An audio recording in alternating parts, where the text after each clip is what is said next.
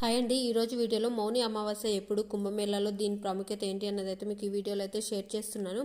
పుష్యమాసంలో వచ్చే అమావాస్యను మౌని అమావాస్య అని, దీనినే మౌన అమావాస్య అని కూడా పిలుస్తారండి.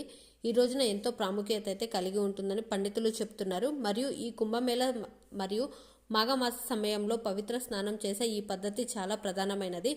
పుష్యమాసం అనేది అయితే శ్రీ మహావిష్ణువుకి అయితే ఎంతో ఇష్టమైన మాసం.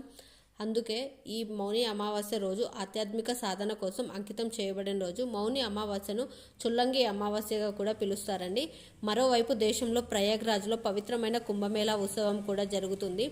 ఈ మౌని అమావాస్య రోజు ఉదయాన్నే స్నానం ఆచరించి పూజ చేసుకోవాలి. ఈ అమావాస్య రోజున మౌనవ్రతం చేసిన అదేవిధంగా ఈ మౌని అమావాస్య రోజు శని దోషాలతో బాధపడుతున్న వారు నల్ల చీమలకు బెల్లం లేదా చక్కెర తినేందుకు అయితే పెట్టాలి. అంతేకాకుండా రావి చెట్టు నీడలో నేతి దీపం కూడా పెట్టాలండి.